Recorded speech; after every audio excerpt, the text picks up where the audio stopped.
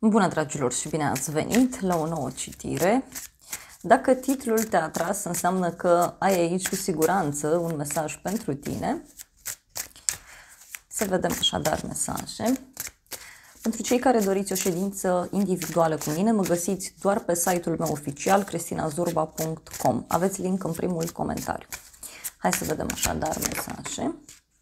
Ok, în momentul de față, văd că ești într-o perioadă în care îți cauți echilibrul din punct de vedere financiar, poate este o perioadă în care ajuți pe cineva din punct de vedere financiar sau este și o perioadă în care primești bani la rândul tău. De asemenea, discutăm și despre o etapă a vieții tale în care reușești să te împarți între două situații, între două lucruri diferite. Da? Ești într-o perioadă aici în care poți să iei hotărâri foarte mari pentru viitorul tău.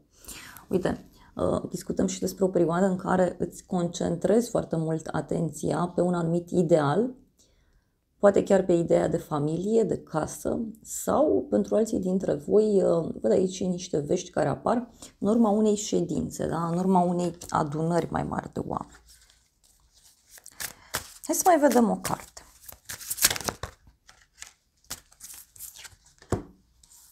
Ok, avem regele de spade, o conexiune aici pentru unii cu o zodie de aer, Gemeni, Balanță, Vărsător.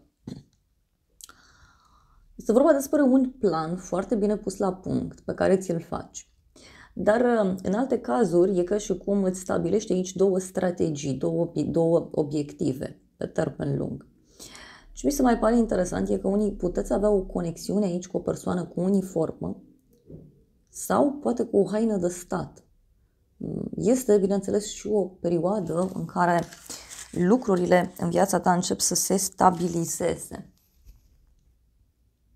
Văd un personaj cu o gândire strategică, este o persoană intelectuală, poate cineva care poartă uniformă, sau pentru alții putem să discutăm și despre un personaj foarte mistic, da? Un personaj puțin complex. Uite, e și cineva aici care se simte trădat, abandonat, lăsat deoparte. Mare atenție la un dușman ascuns pentru unii dintre voi. Să vedem următorul mesaj. Ok, avem steaua, foarte frumos, o legătură cu zodia Vărsător pentru unii dintre voi. Văd aici clar o noutate plăcută pentru sufletul tău. E ca și cum răsare lumina în viața ta, da? Răsare o stea norocoasă. Poate să însemne și un moment din viața ta în care dai dovadă de autenticitate, reușești să te eliberezi. Însă simt eu că acest lucru este programat de ceva timp sau simțeai de mult timp că această schimbare apare în viața ta. Mai văd aici, bineînțeles, și faptul că un vis poate să devină realitate, însă în cele mai multe cazuri discutăm și despre foarte multă organizare. Avem un as de spade, un as de bâte, nebunul, deci noi începuturi extraordinar de benefice, eliberatoare. Noi începuturi, noi persoane pe care le poți cunoaște, dar și noi activități care apar în viața ta. Simt eu că se ia o hotărâre aici pe care tu ți-o doreai de mult timp. Hai să mai vedem o carte.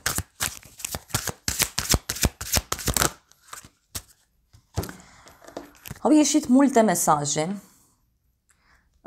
Această dorință, această veste, să știi că pare ireală pentru tine, poate să însemne și faptul că în urma acestei discuții, în urma acestui eveniment, tu vei vedea cu adevărat ce este real și ce nu. Însă văd aici clar multe emoții, multe așteptări, dar și multe opțiuni pe care cineva le are. Da? În unele cazuri e ca și cum o să aflați în viitorul apropiat în legătură cu niște opțiuni. Da? O să aflați despre niște opțiuni pe care poate cineva le are în jurul vostru. Da?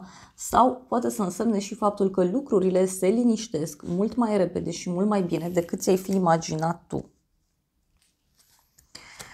3 de monede, regina de monede, apoi, deci poate să fie ceva legat de un grup mai mic de oameni din care tu faci parte, e ca o echipă, e ca un cerc de prieteni, e ca o adunare mai mică în familie, poate. În unele cazuri, ce mai văd aici foarte puternic e faptul că reușiți foarte curând aici să găsiți o informație care vă poate elibera. Da? Și avem regina de monede apoi, o conexiune aici cu o zodie de pământ, Taur, Fecioară, Capricorn. Văd aici o femeie care te poate ajuta foarte mult. Este o femeie grijulie, darnică, iubitoare. Poate să fie și o persoană foarte atrasă de natură sau foarte atrasă de ideea de pământ, de ideea de stabilitate. Da?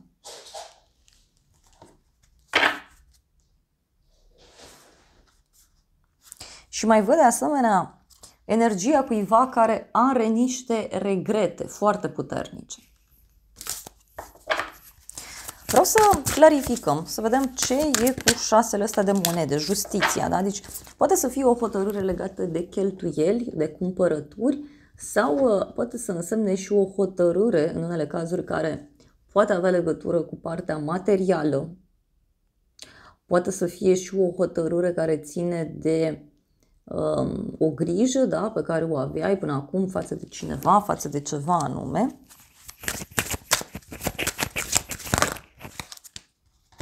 Avem așa, roata destinului, 4 de spade, 2 de bâte.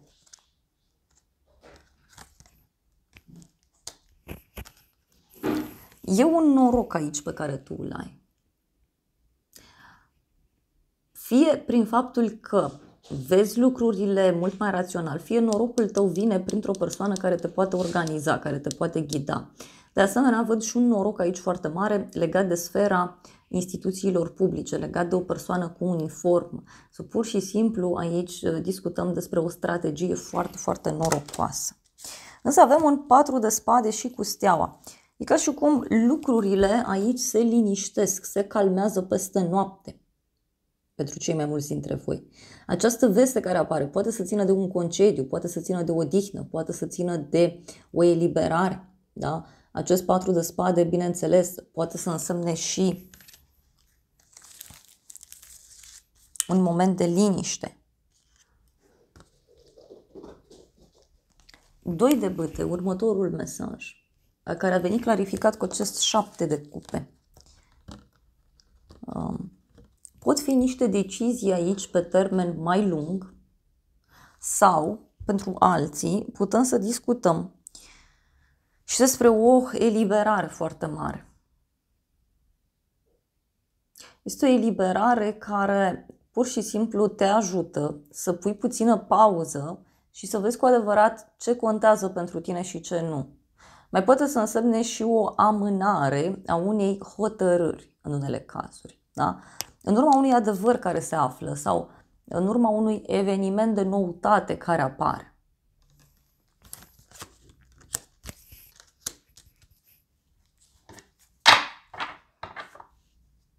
Uite, avem un as de cupe, un as mare de cupe. Deci este vorba despre o veste importantă aici pentru sufletul tău care apare. În continuare, hai să vedem ce trebuie să știm.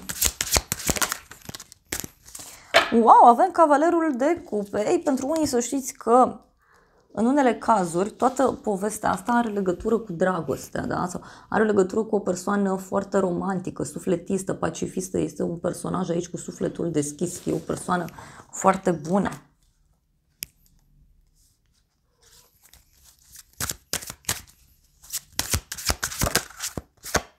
Zece de monede.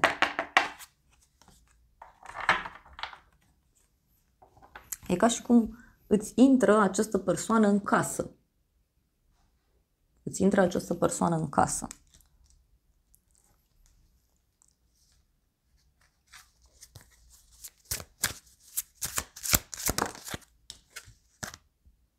Valetul de spade. Avem aici. Văd un personaj foarte curios, dar cineva care vrea să știe de toate, cineva care e dispus să învețe, cineva care e dispus să facă lucrurile într-un mod diferit. O să să vedem ce cu roata destinului, da? 7 de monede. Deci acest personaj, acest rege de spadă pe care eu îl văd, să știe aici că ia o hotărâre norocoasă legată de o sumă de bani, legată de o așteptare. Și ceva aici oricum ar fi, a fost pus în așteptare. Poate să însemne și că omul ăsta stă și cântărește foarte multe anumite aspecte. Cer scuze.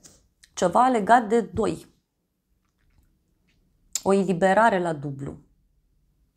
2 puncte, da? 2 zile, 2 ore, 2 săptămâni, 2 luni, 2 ani.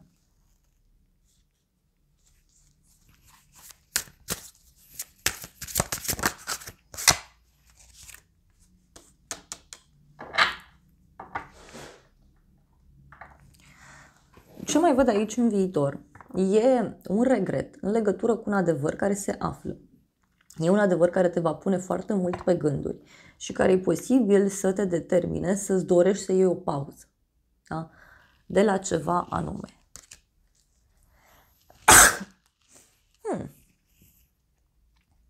Cer scuze.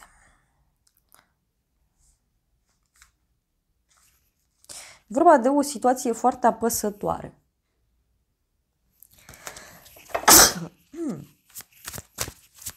Interesant. Și nu sunt răcită. E vorba de ceva care te deranjează, ceva ce nu este ok. Am mai sărit o carte. Interesant, deci n-am strănutat niciodată așa mult la o citire. 9 de bâte avem aici.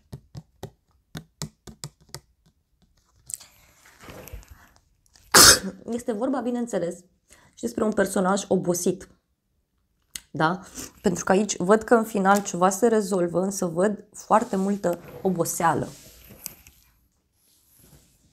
Ce mai văd aici sunt niște așteptări foarte mari pe care cineva le poate avea. Dar, repet, e ca o pauză pe care eu o văd. Hai să vedem ce spune și tarotul meu. Da? Ce e cu roata destinului aici? Pentru că e clar vorba despre o veste de destin, da? Despre o strategie importantă, despre un personaj care are un rol sau va avea un rol foarte important în viața ta. Da? Discutăm despre niște piedici, da? Piedici care apar ca prin magie sau poate să însemne și faptul că anumite piedici, da, care au fost în viața ta pot fi date la spate. Da? Poate să fie și asta. Mai vreau o carte. Ce aduce roata destinului? Da? Avem un personaj aici poate cu niște probleme. Fie probleme financiare, fie discutăm despre probleme de sănătate, probleme de suflet. Deci parcă e cineva aici care îți vine în vizită, da? Cu sufletul rănit sau îți vine în vizită într-un anumit moment. Hai să vedem în continuare ce e cu steaua. Steaua a venit clarificată de un bărbat matur și de niște noutăți plăcute. Da? Deci este o persoană matură. Avem ceartă, da? Cineva care îți dă niște vești aici. Posibil veștile astea fie să ducă la ceartă, fie să fie niște discuții mai dure, mai diferite. Hai să vedem în continuare.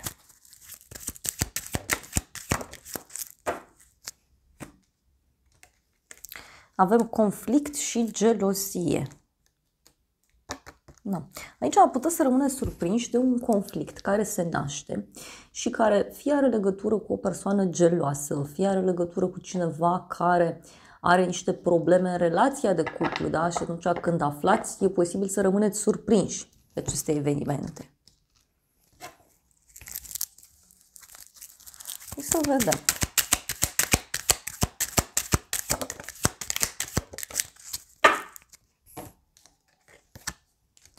Avem tranziție, schimbare și scrisoare. Deci, în final, totuși, eu văd aici o schimbare, dar este o schimbare benefică. Pentru că aici, dacă la început eu văd multă instabilitate și o dorință mare de a clarifica această situație, da, și chiar dacă se trece aici prin tot felul de situații, cum ar fi blocaje, mici mari certuri, da, gelozii. Uite, în final totuși eu văd o veste care aduce schimbarea, da? Sau o hotărâre mai poate să fie. Totuși, în unele cazuri, eu văd că e vorba de o persoană nouă care va apare în viață. Cineva nou care are un rol extrem de important în această situație. Și avem așa, o veste bună cu lacrimi. Poate e vorba de o persoană sufletistă, da, cineva care își plânge, da, neplăcerile, sau poate să fie vorba despre o persoană iubitoare, dar e mai sensibilă persoana asta, e mai plângăcioasă din fire. Totuși e o veste bună, da?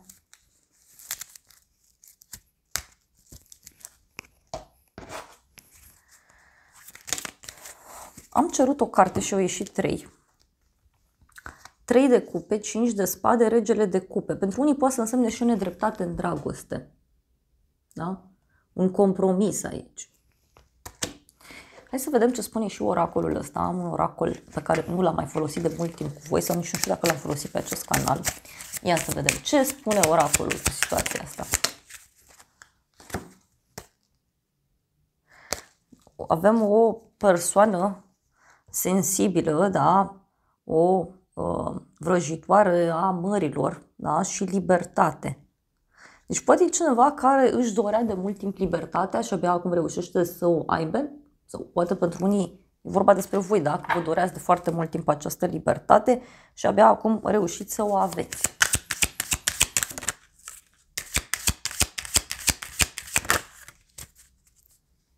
Avem amintiri prețioase, arta seducției, roa de dimineață. Aici e ca și cum cineva apelează la trecut. Cineva are arta seducției. Da? Însă poate să însemne și ceva din trecut care revine aici în atenția ta.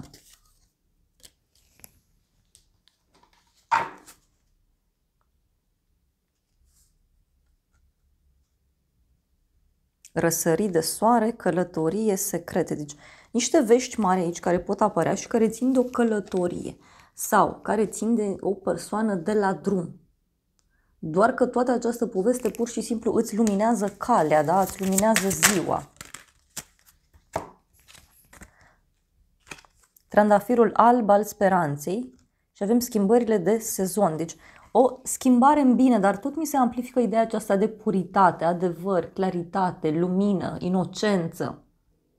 Și toate aceste aspecte se pare că vor clarifica lucrurile și vor aduce o schimbare benefică. Până la lună și înapoi mai avem. Interesant. Hai să vedem ce spune și oracolul îngerilor în această situație. Îngerul vorbește așa: angajament, felicitări, este timpul să celebrezi, este timpul să petreci, să te bucuri, să sărbătorești. Avem primul mesaj. Al doilea este mulțumire. Un mulțumesc contează foarte, foarte mult. Abundență. Fii deschis să accepti abundența iubirii în viața ta. Iar ultimul mesaj este să admiți. Este ok să admiți că ai greșit și să pui lucrurile în ordine.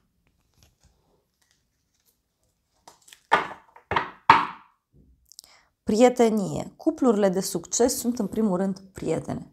Eu cred aici tot că e ca și cum iese la iveală o greșeală a cuiva din trecut. Și apoi totul se clarifică. Dragilor, acestea au fost previziunile de această dată. Eu vă mulțumesc pentru prezență, vă îmbrățișez cu drag. Sper din suflet să vă fie de folos informațiile și să ne revedem cu bine și data viitoare. Eu vă doresc să aveți parte de o zi sau de o seară cât mai frumoasă.